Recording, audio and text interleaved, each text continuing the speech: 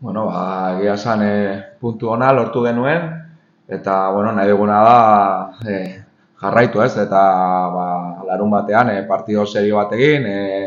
bueno, konstiente gara, bueno, partido garrantzitsua dakagula, eta, bueno, nahi duguna da jarraipena eman,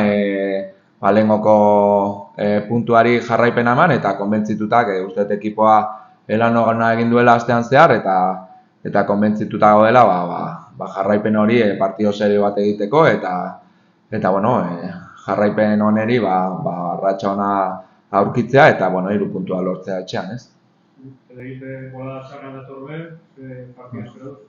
Bueno, bola txarrak dena dauzkagu, ez? Denboraldi honetan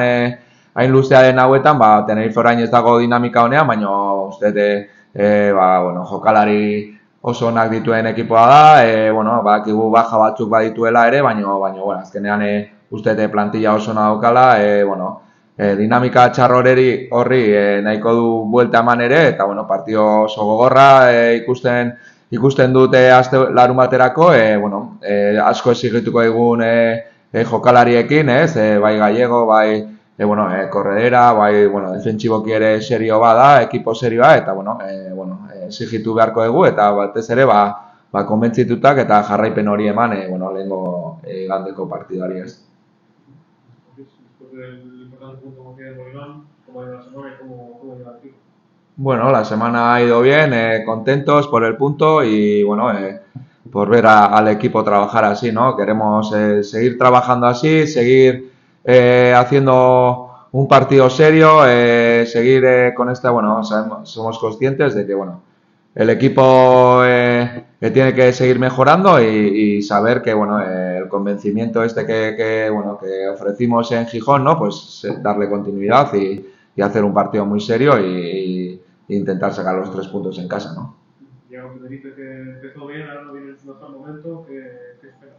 Bueno, espero lo primero un partido muy duro, muy exigente, bueno, no viene de una buena dinámica, pero bueno, como he dicho antes, creo que todos los equipos pasan por dinámicas malas, está claro que ellos querrán cambiar la dinámica, bueno, un partido exigente con buenos jugadores, es un equipo que viene con bajas también, pero bueno, tiene una plantilla amplia, muy buena y como te he dicho, ¿no? Un equipo que nos va a exigir mucho con Enrique Gallego en lanza ahí